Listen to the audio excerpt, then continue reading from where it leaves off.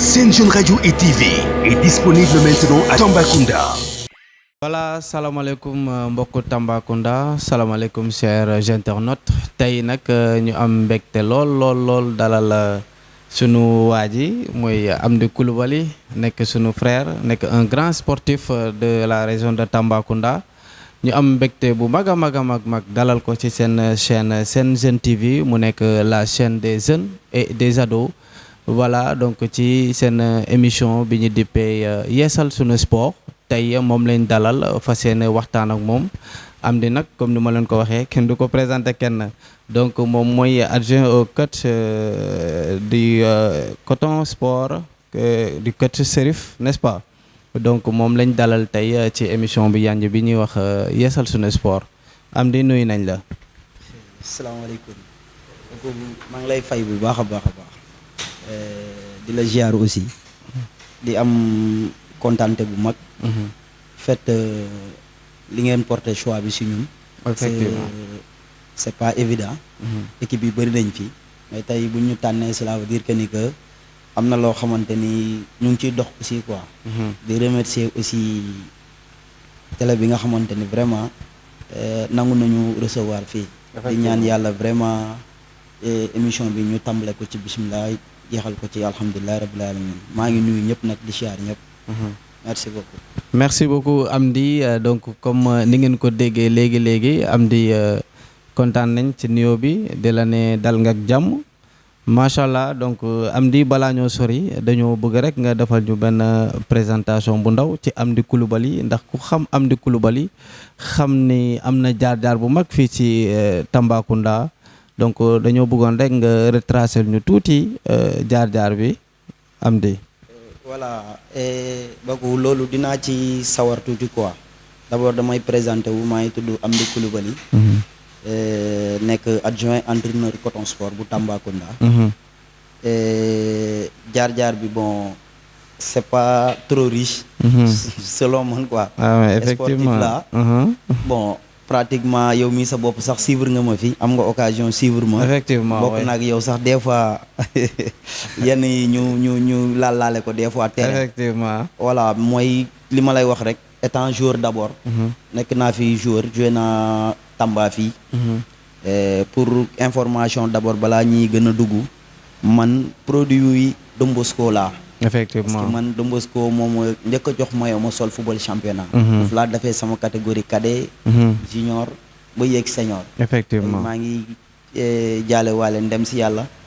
muy Alain Kabou di ko ne fu mu tëdd foofu noonu yàlla na suuf sedd ci kaw. amiin yaa rabbi. parce que amoon na ay jamono uuf nañu fii uuf bu rafet macha allah. voilà donc pour leeral rek Don Bosco laa commencé. ma jógee Don Bosco ci turu Don Bosco laa amee sens génn fii dem monnaie sama talent à l'extérieur daanaka ci benn match coton Don Bosco sax foofu lañ ma gisee ma génn dem monnaie sama talent à Dakar. à Dakar c'était sax jamono jooju tombé na stade bi dafa tëjoon. ndeysaan terrain lycée Mame Cheikh Mbaye fii la ñu joué woon suñu derby. effectivement foofu laa amee woon chance nag ñu gis ma foofu ma dem donc ma dem compétir aussi. def naa national 1 bi. def naa Ligue 2 bi. après nag bon bi ma demee ba benn moment si la ñibbisiwaat. ñëw parce que ça n'a pas trop marché. ma ñibbisi ñëw bi ma ñibbisee ñëw nag laa ñëw toog bon nekkaat ci sama yëfu bopp bi ma ñëwee nag bon. maa ngi rappeler anecdote dama ñëw à une semaine démarrage nawetaana. effectivement Jokko amul entraîneur. ñu toog réunion gars yi ñu neen waa mais ñun nan la ñuy def pour compétir ren. mais bi may ñëw nag dama xawoon am benn blessure bu ndaw. effectivement ma bëggoon noppalu man la nañ ma jox ma gérer ci dëgër fit nii ah. waay noonu laa gérer. waay gérer équipe senior bi. mais nag fekk na nag bi may jouer. amoon naa notion boobu parce que chaque vacances dama doon ñëw Tamba. effectivement su ma ñëwee nag man maa doon yore. cadet Jokko yi en même temps étant joueur ci équipe senior bi. noonu laa demee nag ba am yenn notion yi ba yàlla jàppale ma ñëw jël entraîneur senior bi. bi ma ko jëlee aussi tamit première année bi. ça marché. macha allah. mais balaa may dugg foofu tuuti aussi damay remercier waale un grand frère. mooy Laye Keta. waaw dama koy gërëm parce que ñu bëri xamuñu. un jour moom moo ma ñëw fekk. ma toog terrain Jokko mu ñëw mu ne ma Amdy dama bëgg nga dem def diplôme d'entraîneur. maanaam affaire bi nekk ci man loo xam ne ni ma ne laay bi nii moom grand bi lan lay wax man maa ngi bëgg lekk xaalis football mu may wax entraîneur. mu ne ma non yéegal sa moto. yàlla def ndeysaan mu yéeg sa moom mu yéeg ci ginnaaw motom ñu ànd ñëw ba fii. fi ñuy déposé kii ñu ñëw. ndeysaan bi ñu ñëwee sax waa ji dafa newoon liste bi fees na. mu ñaan ko. ne ko non kii sama boy la dama bëgg nga jàppale ko. noonu lañ ciyee jàppale. ñu dem outil les dossiers qu'il faut. ak engagement yi ma indi déposé. effectivement yàlla def nag formation boobu nag. laa def ma génne ci major promotion. waaw depuis boobu nag noonu la coach Amdi bi. affaire bi ñëwee quoi génnee quoi dag après foo tourné nga dégg coach Amdi. coach Amdi effectivement effectivement. loolu la quoi bi ma paree ci loolu nekk entraîneur Joko pendant ren mooy nekk sama 9e année maa ngi nekk entraîneur senior Joko. nga jël ci ay trophées ah. jël naa ci pratiquement 7 trophées. ñaari phase nationale. effectivement voilà benn coupe mère. ah loolu dafa riche voilà donc am na loo xamante ni aussi tamit jot nañ ko jaar même su fekkente ne du lu extraordinaire. mais football bi daal moo ñu may loolu. moo tax ñun mënuñu fay football parce que lépp lu ñu am ci biir dëkk bi ginnaaw yàlla gënante football moo ñu ko jox. bi loolu amee bi ma paree nawetaan juste oriental contacté na ma fi. ma dem fa j'ai fait 2 ans foofu ak oriental. oriental football club effectivement moom moo nekk en division régionale. effectivement foofu aussi ma def fa ay jéego bi may nekk oriental jamono jooju noonu la ma coton njëkkoon ñëw pour ma ñëw. mais dama bañoon. parce que nawetaan ak championnat. ute na. effectivement étant coach jeune. aw ma woon expérience su championnat. effectivement kon mënu ma woon tëb rek ñëw bokk ci coton sport. man leen nag nañ ma may temps. ma préparé wu tuuti. liggéey ak oriental ci laa def 2 ans oriental am expérience. di génn ak équipe bi di dem football yi bon am ci expérience yu bëri wax dëgg fa yàlla. après nag 2 ans après ci laa dem sans aucun problème ah. coton bu mu ñëwee parce que nit ki tam da nga am ay conseillers waxtaan ak sama yenn grand yi ñoom ñoo ma ne vraiment yoon la nga jóge oriental dem coton sport. noonu laa jógee oriental dem coton sport. merci beaucoup su ma ko élargissé rek. dañuy yàgg te effectivement moo tax nag ma ne la carrière bi riche na. gudd na te riche na aussi parce que Amdi comme nu mu ko waxee rek jaar-jaar bi kenn du ko naaptamle fii ci Tambacounda. donc loolu bu mu amee yaa ngi coton depuis daaw. ren mooy sa 2e année nga nekk ci ginnaaw coach Chérif. donc mu nekk vraiment un très grand coach moom aussi muy wane boppam. et Amdi bu ñu ñëwee ci coton sport dama leen laaj d'abord Moustapha Camara le président daaw ñu gis performance bu coton def match aller ci national n'est-ce pas national 1 performance yu mu def donc ñu jékki-jékki rek match aller jékki-jékki match retour affaire yi rës Amdi affaire yi yëpp daal di jaxasoo waa mais le président nan la gisee démarche boobu est-ce que il n'était pas déçu ci match retour yi qu'est-ce qui s'est passé effectivement. voilà baku question boobu noonu dinaa ci sawar a tontu tuuti. parce que d'abord remercier waale Chérif. bi nga xamante ni c'est lui l'entraîneur titulaire. tey moom moo fi waroon nekk. mais peut-être il a eu confiance en moi. effectivement mu ne ma Amdi bëgg naa yow nga dem defal ma émission bi. effectivement donc loolu aussi tamit c'est pas facile. lu toll ni émission boo xamante ni daanaka ñëpp ñoo koy xool nga bàyyi sa adjoint pour mu dem defal la ko donc c'est pas kii. c'est pas donné à tout le monde c'est pas donné à tout le monde. effectivement voilà Baku ci par rapport ak saison daaw bi. dañuy sant yàlla quoi. dañuy sant yàlla parce que tout début bi ñuy commencer. yaakaar naa ni man ci li ma jot a xam waxuñu woon ne objectif monté la. ah ok voilà maanaam bi ñuy commencer woon. waxuñu woon ne objectif monté la amul woon benn objectif bien déterminé. c'est-à-dire dañu commencer le championnat là. peut-être man damay naan c'est la population même ñoo imposer montée bi. ok voilà est-ce que yaa ngi comprendre. parce que ñun bi ñuy commencer championnat bi. fi ñu terminer championnat bi daanaka kenn xalaatuñu woon foofu noonu. effectivement mais après dañ dem ba ci biir. parce que fii Tamba damay dellu di ko waxaat nit yi bëri dañuy focaliser wu ci ay bopp la ñuy focaliser wu c'est-à-dire dañuy faral di focaliser wu ci groupe. te du groupe mooy def équipe. mun nga am équipe doo am groupe mais mun nga am groupe doo am équipe. xaw ma ndax comprendre nga. je comprends très bien waaye nekk naa jour. léegi nag yàlla dafa def. l'appétit est venu en mangeant. C'est-à-dire dugg nañ ci championnat bi étant promu en plus effectivement parce que bi ñuy ñëw c'était la première fois Coton mu yéeg en national 1 c'est-à-dire c'était en promu bi ñu ñëwee nag bon ñu xool affaire bi mu neex ngeen après imposer bon ñu imposer suñu suprématie loo xamante ni aussi tam c'est un travail qui a été bien fait du président au staff. Effectivement. Voilà, vraiment, c'était un travail extraordinaire. Dans Coton, ils ont fait, surtout moi, côté dirigeant. Ils nous ont aidés. En l'occurrence, le président, Moustapha Camara. Vraiment, je peux remercier Wale, diko djadjefel au passage. Quoi. Vraiment, mais, biñu paré la saison, nous, en tant que sportif, avons une déception. Parce qu'en tant que coach, tout un lot du championnat yaa ngi dàkkante ci benn 2 points 3 points mënoo ko rattraper métti na voilà tey ñun suñu mbébét yëpp Tamba mu dem fu ñuy tuddee Jaraaf ñu tuddee foofu Tamba effectivement mais ci kaw résultat aussi am na leneen li nga xamante ni aussi loolu mooy accompagner mooy sookul bi c'est-à-dire gars yi dañ koy faral di fàtte mais mooy sookul bi parce que qui dit sport à nos jours nee na moyen qui dit sport à nos jours nee na ressource donc loolu vraiment président bi ñu toogee ak moom waxtaan bon gisu ci lu extraordinaire si ce n'est pas de nous féliciter encourager ñu effectivement voilà encourager ñu loolu c'est évident parce que bu fekkee da ngeen ñëw démarrer sans autant ngeen am benn objectif boo xamante ni mooy objectif bi mooy monter donc bu fekkee am ngeen ci résultat boobu ngeen am maintien c'est à féliciter donc maintenant le problème en est que la population ñoom ñoo xamul woon ni que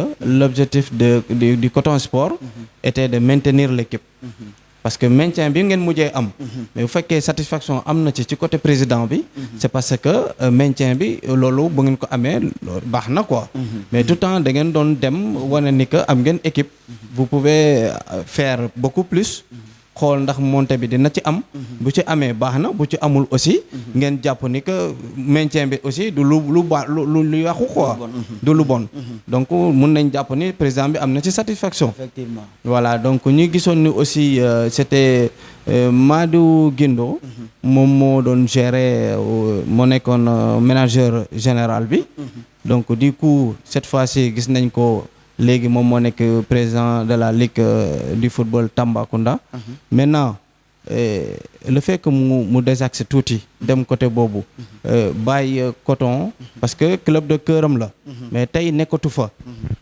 absence am ndax est-ce que il a préparé benn génération boo xamante ni dina mën a accompagner Coton sans Madi Guindo waaw tout en sachant que nag mu ngi fële xam nañ ni il va jamais vous abandonner mais il est là pour toute la région de Tambacounda.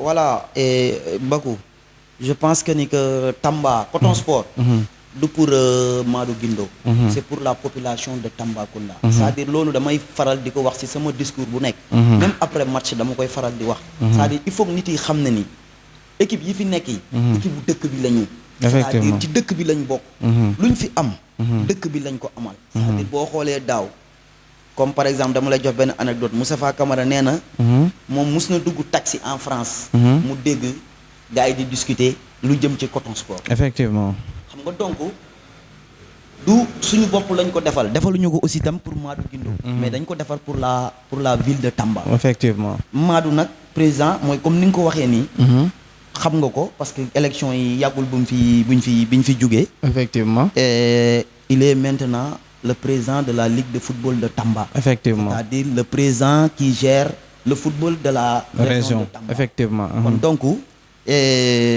Coton Sport ku xam Coton Sport Madou Guindo Coton Sport lañ ko xamee effectivement parce que aussi yàgg na foofu def na fa aussi ay jéego yu mujj ayib di ko féliciter waale mais est-ce que actuellement jàpp nga ni nii le fait que mu désaxé nii am na ñoo xamante ni mécanisme bu Madou Guindo yoroon est-ce que jàpp nga ni ñoom war nañ ko mën a gérer waaw am naa ci yaakaar bu baax a baax a baax le staff de voilà Coton Sport am naa ci yaakaar bu baax a baax surtout ci côté les dirigeants parce que lu tax ma wax la loolu gisuma fa à part Madou Guindo gisuma fa yenn mag maanaam c'est-à-dire lu ëmb équipe bi y a des jeunes tey ku ci mel ni tey Déthié Wali effectivement waaw ci mouvement bi ku ci mel ni ñeneen ak ñeneen ku ci mel ni Diédié Soumaré ak yeneen ñoo xam ne y a beaucoup de dirigeants yoo xamante ni ñoo ngi autour de Coton man daanaka sax man foofu laa leen fekk effectivement kon donc man pour man y a quelque chose qui a été déjà préparé à l'avance pour man gars yi dañuy ñëw tegaat seen tànk pour continuer xool li nga xamante ni ça n'a pas marché sous l'ère de Madou Guindo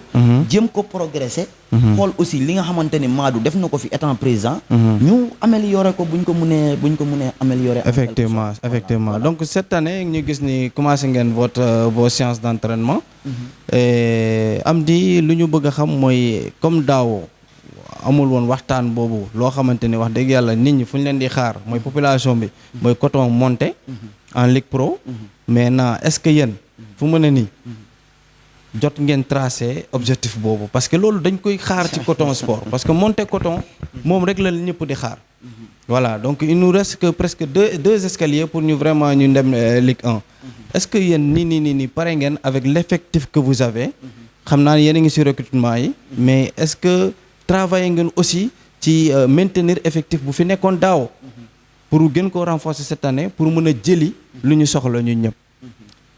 voilà Bakou question boobu aussi dinaa ci joxe sama partition quoi. parce que foofu noonu question boo xamante ni c'est purement technique quoi.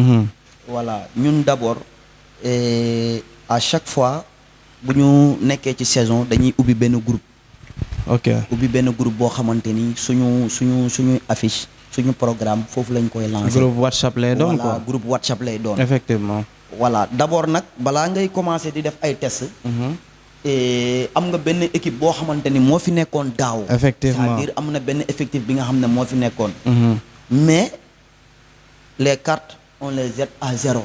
Ouais. Le coton sport est toujours ouvert à tout le monde. Effectivement. Comprendre nga. fu mu toll nii boo gisee def nañ sax affiche balaa ñuy commencer entraînement. pour dire que ni coton sport day commencer ay entraînement am tel jour. c'est pour permettre à tout un chacun ki nga xam ne c'est un sportif. c'est un jeune boo xamante ni bëgg na vraiment tenter sa chance voilà quoi. de venir tenter sa chance. ok ba tey ci suba. ci loolu lañ nekkoon. effectivement. donc pour dire que ni amuñu problème boo xamante ni comme par exemple da ngay dégg ñu ne non dafa am ñoo xam ne dañ leen woo ci suuf pour ne leen non yéen vous êtes maintenu. non ñun même daaw bi ñuy commencer am nañ ay joueurs yu jógee un peu partout. donc si je comprends bien cette année dafa mel ni da ngeen di reprendre waat lépp à zéro. voilà dañuy reprendre lépp à zéro. ah d'accord maanaam dañuy reprendre test. benn une semaine. essayer donner la chance à tout le monde. ñu pratiquer ñu xool. après bon si par là bu ñu paree suñu une semaine. on essaie de dégager un groupe boo xamante ni. avec ce groupe là dinañuy jéem a commencer notre saison. wax nga sànq aussi tamit par rapport ak les objectifs. mooy li ma la wax encore ci groupe bi li ma la wax loolu laa lay waxaat. les jeux sont jetés à zéro. Effectivement. on reprend à zéro. maanaam tey. et championnat Sénégal. et toutes les équipes se valent. man loolu laa gis toutes les équipes se valent boo xoolee daaw. Guelwaar a été champion. devant Coton Sport. mais boo xoolee. ci ñaari confrontation yëpp Guelwaar dóoruñu. ils sont venus ici faire match nul avec nous. ñu dem aussi seen biir dëkk def ak ñoom encore foofu match nul. effectivement kon donc pour man y a pas un grand écart. sur le rectangle vert quoi man gisuma ci écart bu mag. kon moo tax man la encore. les dés sont jetés à zéro. On va repartir encore à zéro. ñu jéem a tantewaat encore suñu chance comme l'année passée. léegi nag. l'appétit vient en mangeant. effectivement mun nañ def comme daaw ni ñu defoon.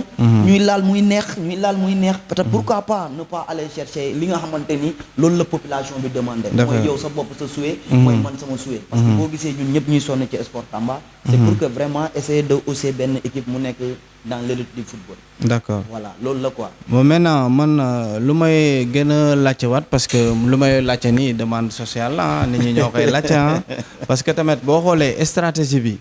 on pensait que peut-être équipe bu ngeen yoroon daaw. les meilleurs da nga leen waroon maintenir c'est-à-dire foog ngeen am benn stratégie boo xamante ni. ñooñu dañ leen war a mën a maintenir. que cette année dañuy ñëw peut-être boole leen ak beneen groupe. boo xamante ni après dina huiler. mais ngeen maintenir ñooñu bu fekkee da ngeen di ñëwaat cette année reprendre tout à zéro. c'est-à-dire que joueurs yi ngeen yoroon daaw. mun ngeen leen perte à tout moment. si je comprends très bien. voilà mun nañ dem benn Don Bosco wala ñu dem Linguère wala dem feneen ak feneen. donc si je comprends très bien stratégie boobu. est-ce que du ngeen ko jéem a adopté. voilà Bakou si su ma la waxee dañuy tegaat carte yi à zéro. lépp loo gis dafa am colonne vertébrale. waaw yow tey doo yore sa équipe mu am colonne vertébrale nga xëy dagg colonne vertébrale bi. kooku c'est impossible. ok effectivement. voilà mais xam nga soo gisee may leeral loolu. ci émission lañ nekk. c'est-à-dire tey bu ma la nee woo naa par exemple un joueur de Coton Sport. ne ko. tu es déjà maintenu pour le championnat ci groupe bi. yaakaaroo ni kenn ku nekk biir faro tey sa benn joueur. bu déggee loolu est-ce que moom dina sawar a dem Coton pour def ay tests. donc loolu stratégie la tamit. est-ce que du ne. mais am na kon yow stratégie nga may tegal nii. non parce que comme da nga insister pour ma leeral la côté. waaw mais foog mu leeral la. est-ce que kooku du ne kon jarul man may dem Coton. ok Coton dafa mel ni ñoom dañu fermer déjà. parce que déjà am na seen groupe bu ñu am. ok mais on n'a pas fermé. on donne l'occasion mooy sànq li ma la on donne l'occasion à tout un chacun. de venir tenter sa chance. mais si bien que ci suñu effectif daaw. suñu ossature daaw am na ñoo xamante ni am na ñoo xamante ni. mënoo leen bàyyi ñuy dem mënuñu leen bàyyi. ils font partie de l'équipe parce que déjà ñoom ñooy bokk nañ ci amu équipe bi. effectivement est-ce que comprendre nga maanaam su ma lay wax côté boobu lay wax. moo tax les dés sont jetés à zéro. par exemple tey. bu ma nee par exemple yow leeral la par exemple tey. dama lay jox exemple un Ibou Doumbouya. par exemple jàpp nga ni day football Coton. mais est-ce que état de performance bu Ibou nekkoon daaw est-ce que ba ren jii mu ngi ci nekk. c'est-à-dire yooyu mooy. moo tax ma ne la les dés sont jetés pour tout le monde. effectivement c'est-à-dire c'est da ngay defaat remis effectif pour xool. lan ak lan la. mais c'est-à-dire li nga wax noonu loolu mooy dëgg c'est-à-dire nit ki da ngay garder loo xamante ni loolu nga am ba pare.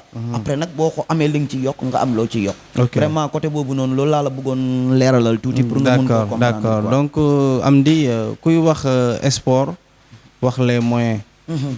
ku wax sport wax fu ñuy wutee xaalis. ku wax sport wax le président ban taxawaay la ci am. mais maintenant dañoo bëggoon xam rek motivation président bi cette année. président bi yan jéego la teg pour que vraiment club bi mun a monter. aussi le staff seen liggéey est-ce que prévoir nañ contacter les partenaires avec le président accompagner ko ci quête d'argent boobu. pour que vraiment ngeen mën a am moyens yu doy yoo xamante ne bu ngeen di génn du causer problème bu ngeen di jouer aussi à domicile du ngeen causer problème par rapport à ça. voilà Bakou question boobu moom. dina xaw a doy waar tuuti. mais dama lay jox juste ay leeral pour nga comprendre. man tey d'abord. technicien la. kon ci côté technique laa gën a mën a indi sama xalaat ak sama pas-pas. effectivement que côté moyen. maanaam am na ñoo xamante ni vraiment. ñu ngi ci bureau Coton Sport. ñooñu ñoo la mën a expliquer. nan la ñuy def pour aller chercher les voies et moyens. pour mën a faire progresser loo championnat bi. parce que yow wax nga ko sa biir wax. ñëpp xam nañu football. du championnat sax. même les navétanes. laa la wax bi ñu toll nii soo amul moyen pour nga dem day xaw a métti tuuti. waxatuma la ak championnat où chaque une semaine tu dois faire 2 voyages wala benn voyage aller-retour donc day métti ay 400 500 quelques kilomètres yombul.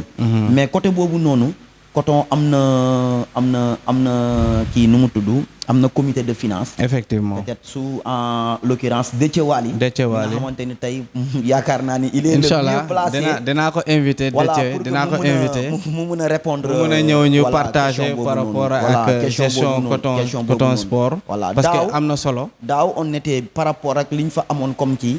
c'est-à-dire on se basait sur les primes de match.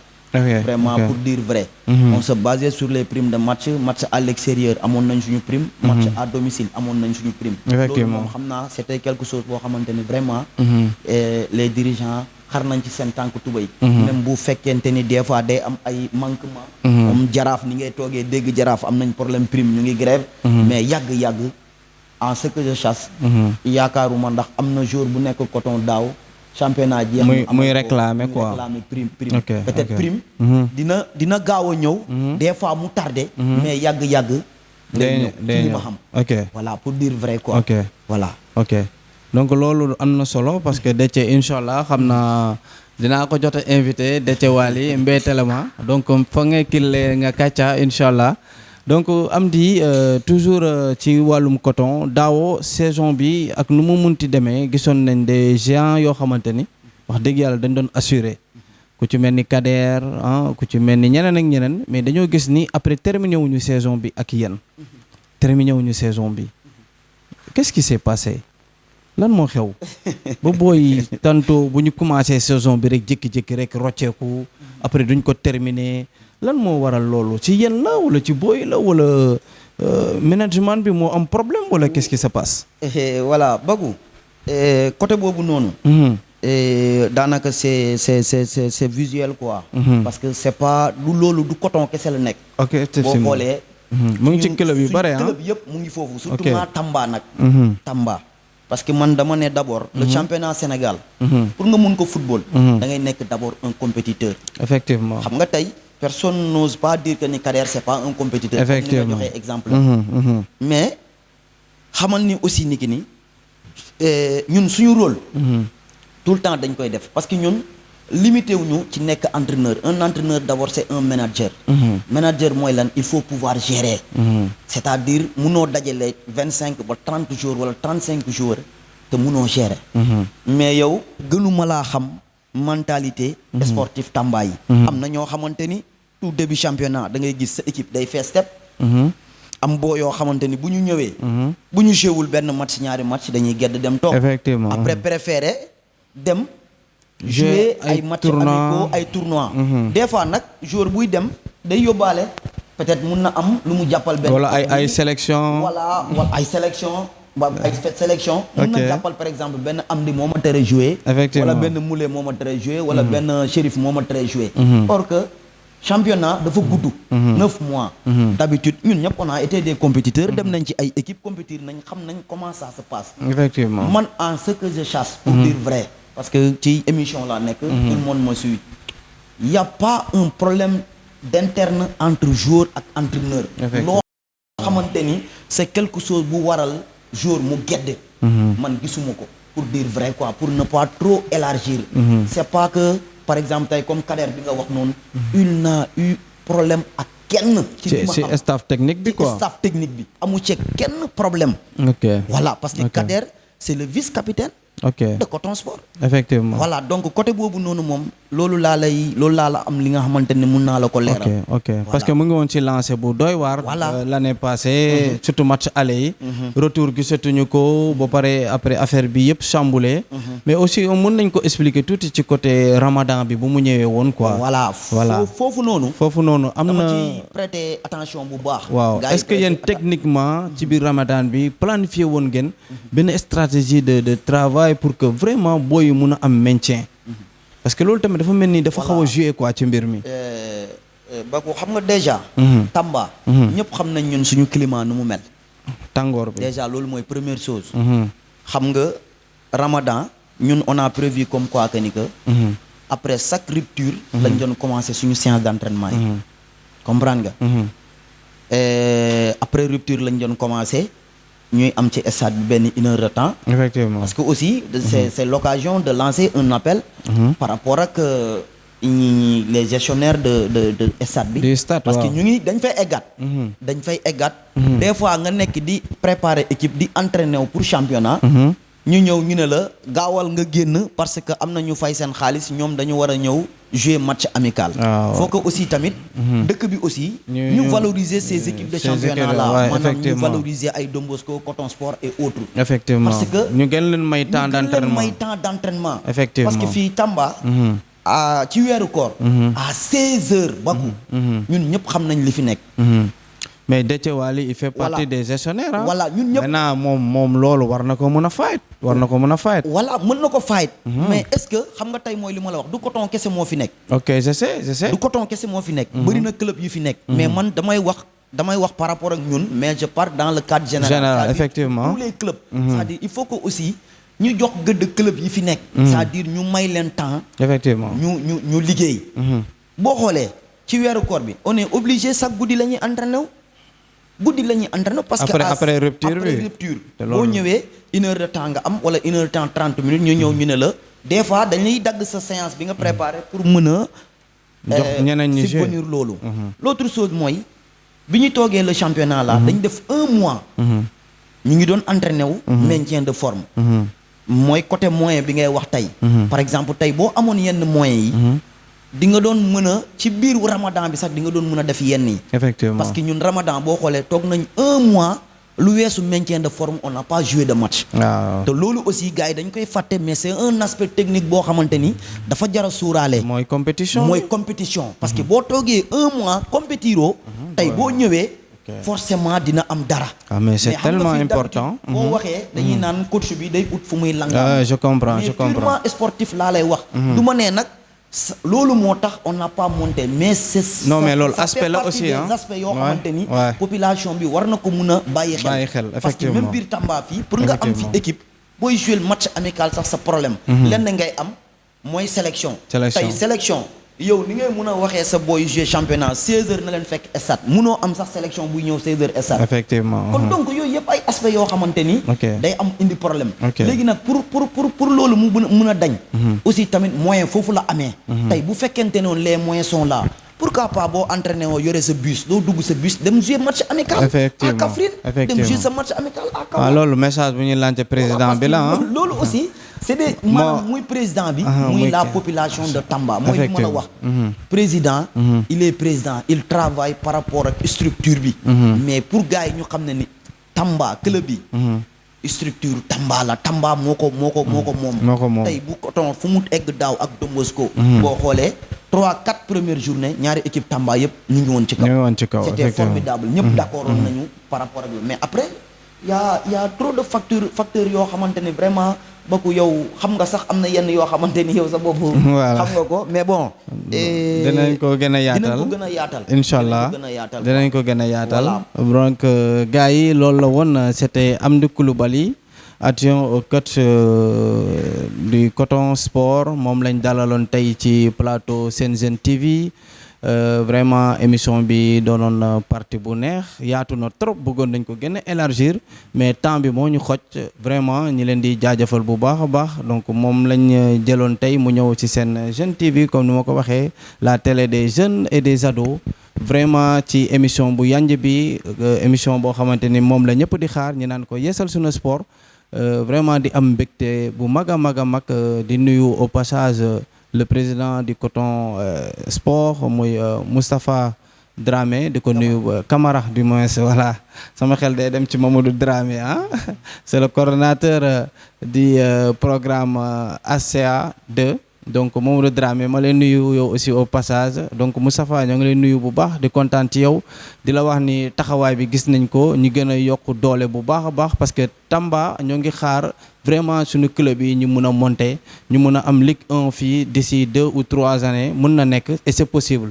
ñu ñëpp bu ñu mankoowee jàppale les équipes def le travail qu'il faut autour de ces équipes dinañ réussir lu ñu bëgg donc loolu moo nekkoon message bi vraiment na ci ñëpp jàpp ñun ñu koy defee nii mu nekk suñu rôle ñeneen aussi nañ def leneen ak leneen mu nekk seen rôle comme ça club Tamba fu ñu koy xaar mu mun fa yegg di nuyu le coordonnateur régional du réseau POFDEV muy Sambou Soumano maa ngi koy nuyu bu baax a baax di wax ni aussi moom il est toujours le coordonnateur adjoint au niveau national Sambou Soumano toujours ñu koy jaajëfal bu baax a baax donc di revenir toujours ci Mamadou Dramé donc ku baax vraiment di nuyu sama technicien bi di Mohamed moom aussi moo leen di jox image yi nice yi vraiment stade gis ngeen match yi ralenti yi affaire yëpp Mohamed bii moo leen koy defal mu nekk borom baax liggéeykat dëgg di ko ñaanal moom aussi carrière bu gudd di ñu aussi sama comment dirais-je chargé de la communication